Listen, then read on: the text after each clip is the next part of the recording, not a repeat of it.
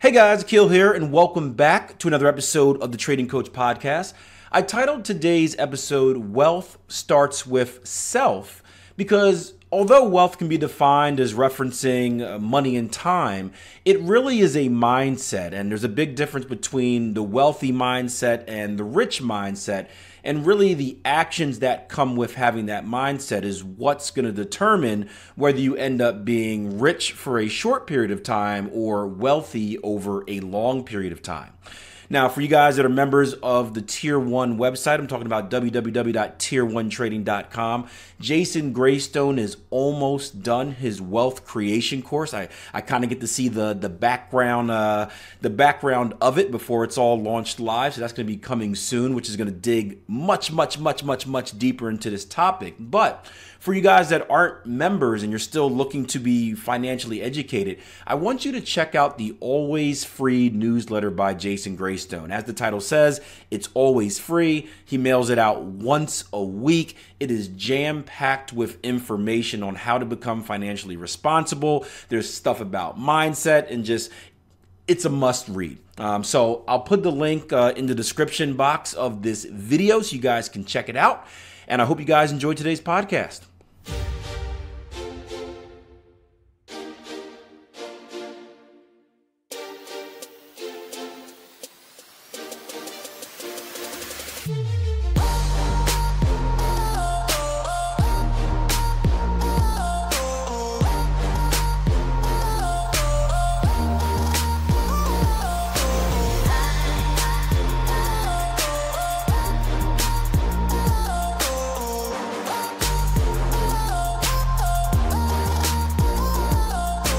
Hey guys, I have a confession to make.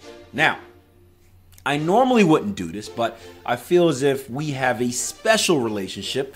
You guys have been with me for the Trading Coach Podcast for over a year now, so we have that special type of bond where I know we can share these type of stories, share these type of moments, and I won't feel a certain way. I trust you to keep this secret and not tell the world, but today I did something that I really never thought I would do. I uploaded an Instagram picture of my car.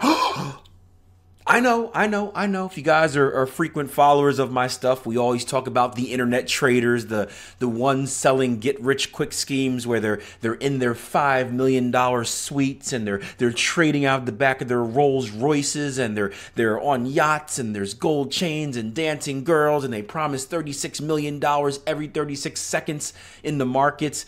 And the one thing that I stand for, or the main message that I'm trying to get across, is that's not the reality of trading, and something that Jason Graystone and myself have worked really hard on here at Tier 1 Trading. And there are many other trading educators out there as well that do the same thing. But we're preaching the message of reality that yes, you can achieve all of those things from trading if you choose to do so. You know, hopefully by the end of this podcast, you will choose not to do so once we have this discussion about rich versus wealthy. But it's not the expectation, right? The journey is a lot tougher. It's not as easy as making $1 million every second. It's a long journey just to learn. It's an even longer and harder journey to remain successful once you become it. But once you do, it does open up financial freedom. It does open up freedom of time. And if that is something you choose to spend your time and money on, then of course you can do so. So you never see me on the internet posting stuff about gold chains and cars and stuff like that for two reasons. One, that's just not the reality of my life, right? I'm not going to give you a false impression of what I am. Two, it could be a product of my environment. I'm from Philadelphia, Pennsylvania, which isn't the greatest city in the world. But when you do stuff like that, you become a target. When people know you have a lot, people that don't have a lot see you as a target, as someone that they can get a lot from. So you're basically setting yourself up for trouble. But it was an interesting scenario today, right? We're coming out of this polar vortex where it's been freezing cold all week. In fact, in Chicago, they said it was negative 30 degrees, right? So cold that you can go outside and your eyeballs could potentially freeze. I'm not lying. That's what they said on the news. It wasn't that cold where I'm at, but You tell me my eyeballs can freeze. You know that's pretty darn cold. And I was in a business meeting with my buddy John Bomberger, my business partner for the real estate business we have. And in fact, it wasn't really a business meeting. It was just a call from a friend. He wanted some advice on some things, and he needed someone to vent to. And he knows that I'm a non-biased ear that will always tell him the truth and my opinion. And sometimes people just need that to kind of evaluate the situation correctly. So I was in the car talking to him because my driveway is all iced up. I have a very steep driveway. I couldn't get up. I wasn't attempting to get up. So I was just going to finish up this meeting in the car. And we were in there talking for about 15 minutes. And by the time I left the car, it was completely frozen. It was like an ice box. And I just thought it was a pretty cool picture, right? The snow was pretty. The sun was out. The car was frozen. And I snapped a little picture for the gram that said, welcome to the North Pole, something like that. And immediately after I did it, I thought to myself, right? I said, Akil, is this something that you want to post? Typically, I'm pretty calculated in what I post, what I don't post. I always just think about the consequences and repercussions. But I was kind of caught up in the moment. I was cold. I needed to get it out quick before I hiked up my driveway. And I clicked it. And I'll tell you what, I wasn't sure what the response would be. And it's not because I don't drive a Lamborghini. I don't drive a Ferrari, right? It was a picture of a, 2018 Toyota Camry. It wasn't because of that. It was because I grew up as a Honda man, right? I grew up in a Honda family. My first car that I drove was a 1985 Honda Civic. We then upgraded, and by we, I mean my dad, upgraded to a 1999 Honda Accord. My first car was a 1995, 94 Acura Integra hatchback race car. Planned on, as it got older, I planned on making that my project. Never had the time to do it. But I'm honestly a little embarrassed about having really two Toyotas in the family when I used to be a Honda guy. And that's what made me think twice. Now, I know what you guys are thinking. You thought that I might be embarrassed because as a trader, I'm supposed to have this lifestyle of Land Rovers and helicopters and whatnot. And isn't it embarrassing to post a picture of a Toyota Camry? In fact, there was a message. It was let me get to it right now on my phone. It was sarcastic, so it wasn't serious. But the guy said, let me get to his Matt, who I know. He said, Forex trader driving a Camry? I don't believe it. And we had a nice little laugh about it. But it's true.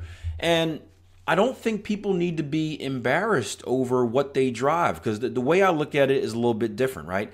I'm not trying to be rich. I'm trying to be wealthy. And when it comes to the wealthy mindset, it comes with making practical decisions. It comes with making smart decisions. It really comes with putting your money in places where your money will make money. I don't know how many of you guys have ever heard of Robert Kiyosaki, right? Has the famous book, Rich Dad, Poor Dad. In fact, I just heard there was a one for kids called like Rich Son, Poor Son, something like that. I don't think that's the title, but there was a friend of my wife was just telling me about, she reads a chapter to her kid every night, which is pretty cool. I got to check it out. But another book Robert Kiyosaki did was called Cashflow Quadrant. And there are many great books out there. Napoleon Hill, Think and Grow Rich, that's a great one. But just referring to this one because this was the book that really opened my eyes about the difference between being the series Rich Dad, Poor Dad, and Cashflow Quadrant, the difference between kind of being self-employed and employed by someone else versus being a business owner and an investor. And it really focused my mindset on every action that I do, or at least the majority of my major decisions, should result in my money working for me, right? If I'm going to invest a massive amount of money in something, I need that money to work for me, meaning that money needs to make more money while I'm not necessarily doing something. It needs to be an investment. And a car is not an investment because, well, what happens as soon as you drive the car off the lot? Does it go up in value? Is it like a stock that can go up? Is it like a piece of real estate that can go up? No, it goes down right away. As soon as you sign on the dotted line, right, the value of that car goes down. If you were to trade it in the very next day, you would get less than what you paid for it. And so it's not an investment at all. It is a depreciating asset, if you even want to call it an asset. I guess technically it is, but it depreciates in value.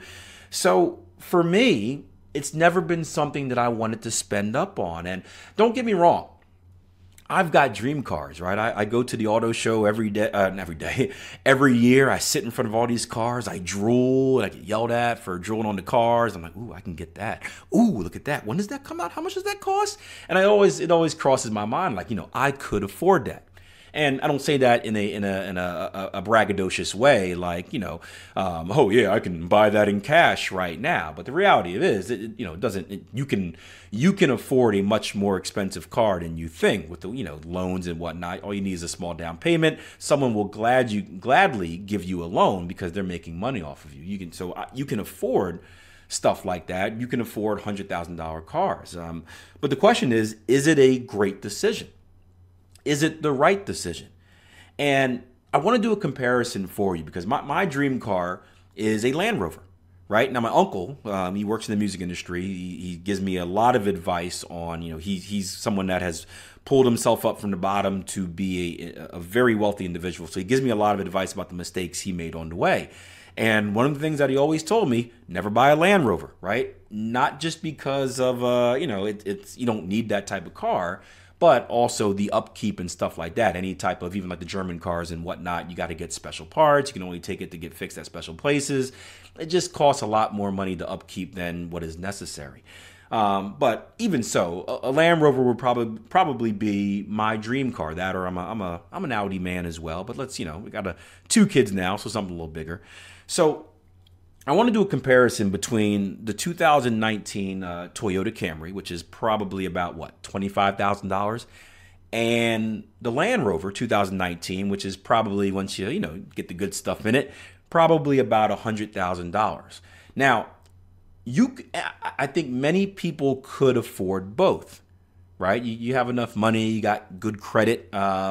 Someone will give you a loan. And by the way, if you guys are younger and listening to this, your credit score is everything, right? Mine is a little down right now. I'm carrying a lot of debt purposely, but typically I range very, very close to that 800 level. And in my experience of getting loans versus both personal loans and for my businesses, when you have a good credit score, you get a lot of yeses really, really quick, assuming you don't have any other red flags on your deal. You're trustworthy. Basically, it says that this guy is financially responsible. We feel safe giving him or her money. So a good credit score is everything. So let's assume you're someone that you have the opportunity to get either or.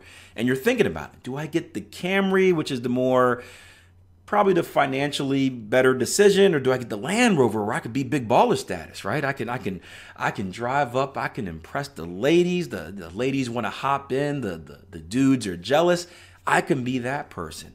Well, let's do some math real quick, and we're going to take a basic auto loan, which is probably about 3% right now, but let's just say 4% for an auto loan, and typically auto loans are about 60 months. So that's what, 60 months, 5 years, right? And let's just say you do like a $5,000 down payment on these cars, right? So let's start with the Toyota Camry, right? So you're getting a loan on about $20,000, right? That's gonna go out to probably about 370-ish, 400, a little under 400. Let's just call it 370 a month, right? For your monthly payment on your car, right? Not that bad, 370, doable. Right?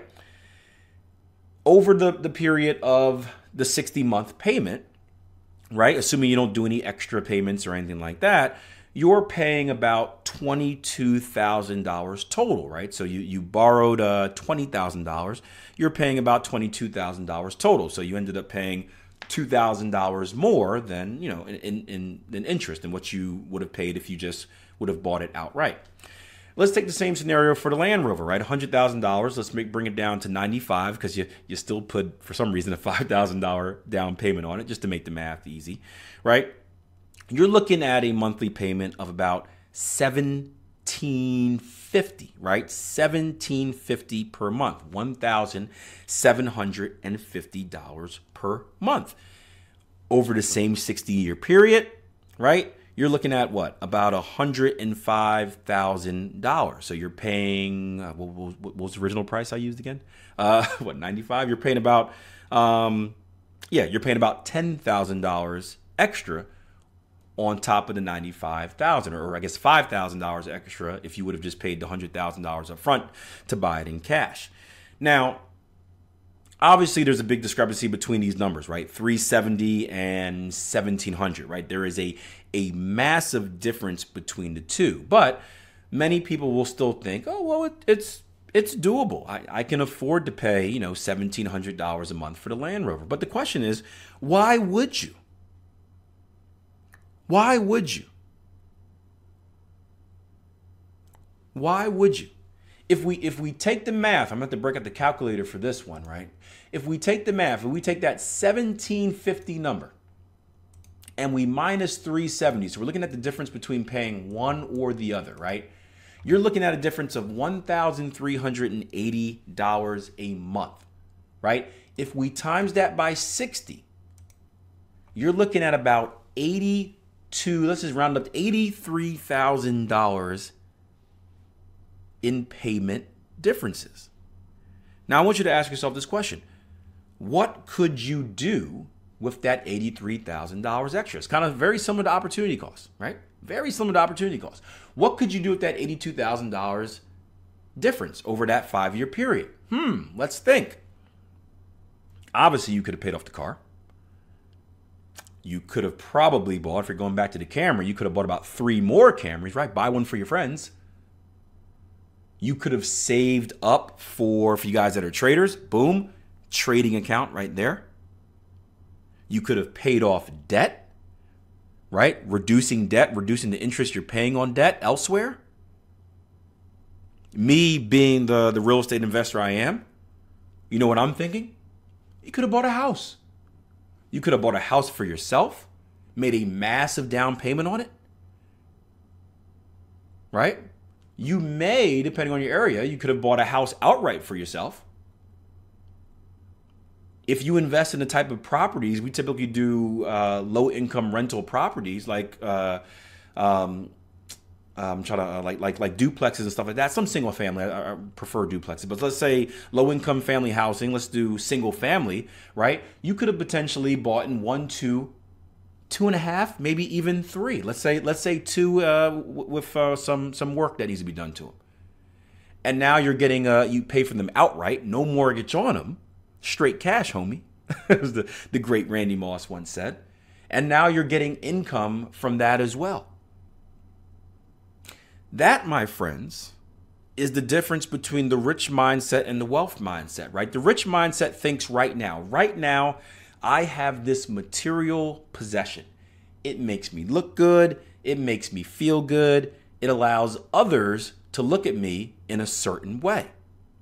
But on the back end, all you're doing is wasting money. You're recklessly spending money and getting zero return from it. However, the wealthy individual, the one that doesn't really care about the status they have, they don't really care about what others think about him, and he's not successful because he doesn't drive this car. Here's the funny thing, by the way, on that topic, right? We talked the other day, we had a deliberate success program, and there was a student that kind of vented. This student was in a class, and they were comparing themselves to others in the class, and others were making kind of snarky remarks and doing this and doing that. And my good friend who's running the program, Bob Vasile, said, why do you care what they think? Why are you concerning yourself with what they think? They're like, I gotta prove them wrong. I gotta show them this and show them that. He's like, why? Who cares about them? Stop wasting energy on them. And that's something you hear me talk about a lot, right? We talk about haters because I get a lot of them. Probably got some right now listening. Hi, hater. How you doing? Appreciate the thumbs down. I love it. Right? Have you ever seen a hater doing better than yourself? Think about that for a second. Have you ever been jealous of an individual who is not doing better than you? Think about that for a second. When you are actually doing something and someone accuses you of not doing something, do you feel guilty? Now that's a tough one. I know in this day and age, kind of I feel old now, right? The younger generation, this younger generation is only concerned with what other people think, how many likes they get on their Snapbook, right? And their Insta Twitter. Right. So that is different generational, where in this day and age of social media, people are kind of programmed to associate happiness, good, joy with the amount of likes or shares and all that fun stuff. So it could be a little bit different. But me personally speaking, right, if I'm actually doing something and someone accuses me of not doing something, I don't feel any type of way, because the truth is on my side. If the truth is on your side, you should never feel guilty. The people that should feel guilty is when, there's something deep down that bothers you. If you're pretending to do something and someone calls you out and now you get defensive about it, well, why are you getting defensive? Well, because there's probably a little bit of truth in there. If you're really doing it, who cares, right? Why does it matter what they think? And the same thing with the haters. And that's kind of the wealthy mindset. Typically, wealthy individuals aren't concerned what people think about them. Why? Because they don't care. They're wealthy. Who cares if people think they're not wealthy? They are wealthy, and that's all that matters. It's the people that try to pretend to be wealthy, that look rich but aren't really as rich as they seem. Those are the ones that get offended when people call them out, because there's that truth in there, and that truth hurts. But kind of back to the concept. We looked at the first example with the Land Rover, and you're spending all this money and you look good, you feel good, right? Blah, blah, blah, all that fun stuff.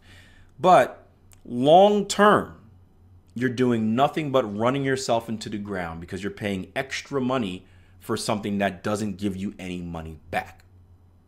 However, the wealthy individual, right? The one that decided, I'm going to be practical with this purchase.